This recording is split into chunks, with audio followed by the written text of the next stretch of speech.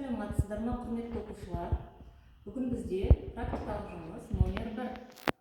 Тақырыбы ион алмасу реакциялары. Практикалық жұмысты бастамас бұрын, бірінші біз керекті құрал жабдықтар мен реактивтермен танысамыз. Бізге керекті құрал жабдықтар, сынауықтар және де тамшылаулар керек.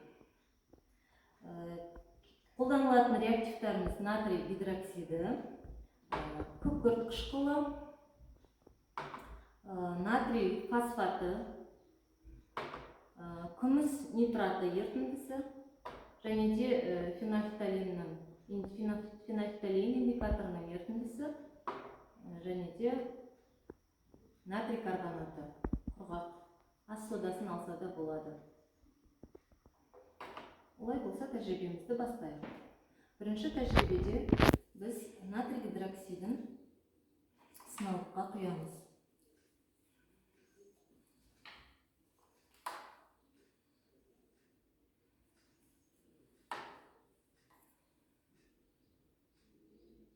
Тәжірибе жасағанда резеңке қолғаптарды қолға киген жөн.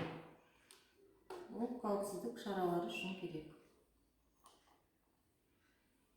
Осы натрий гидроксиді ерітіндісіне тамшылатып фенольфталин ерітіндісін қосамыз.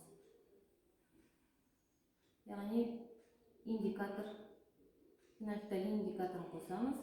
Ерітіндінің түсі таңқурай түске енгенін көріп тұрсыңдар. Бұл бізде ортаның сілтілік екендігін анықтайды. Енді біз осы ерітіндіге, натрий гидроксидіне күкірт қышқылын қосамыз.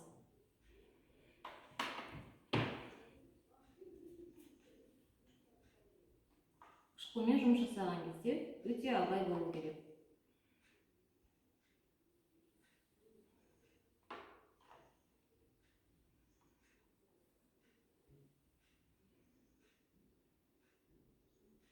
Тамшылатып қосамыз. Біз не байқадық, балалар? Таңқурай түстің өзгеріп, түссіз ерітіндіге айналғанын көреміз. Яғни бұл жерде біз бейтараптану реакциясын көріп отырмыз. Реакция нәтижесінде су түзілді.